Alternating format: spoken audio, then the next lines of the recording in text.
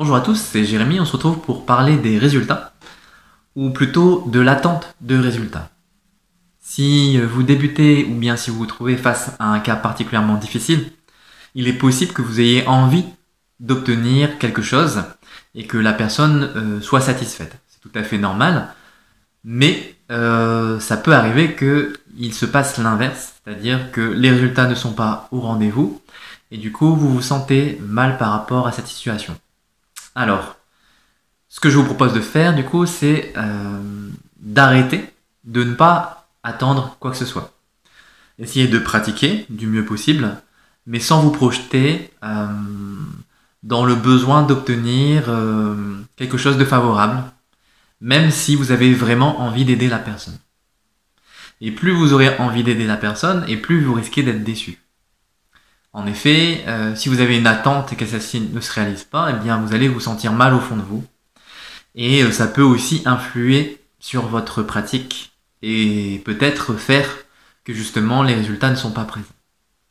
A l'inverse, si vous vous détachez de l'obtention de quoi que ce soit, eh bien vous allez simplement faire votre travail, c'est-à-dire vous allez faire de votre mieux.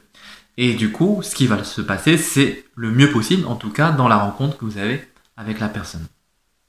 Bien sûr, il y a toujours une question d'expérience, plus on pratique et meilleures sont nos chances de pouvoir aider la personne, mais il y a d'autres facteurs aussi qui ne sont pas liés à nous en tant que praticiens, mais bien à la personne qui vient nous voir, puisque son hygiène de vie, son attitude et toutes les expériences qu'elle va faire au quotidien vont influencer son état d'être.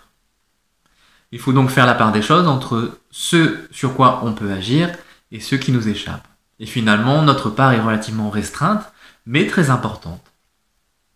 Je vous propose donc de prendre soin de ne plus poster un a priori sur ce que vous devez obtenir, mais de plutôt simplement faire les choses avec joie, avec plaisir, et puis être content lorsque le résultat est favorable, puisque ça ne vous appartient pas, et bien vous en profitez avec la personne.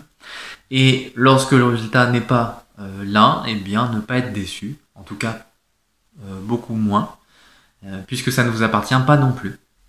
Et à force de pratiquer, vous verrez qu'il y a des chances pour que l'issue de chaque séance soit de plus en plus bénéfique aux gens qui viennent vous voir. Voilà, j'espère vous avoir aidé.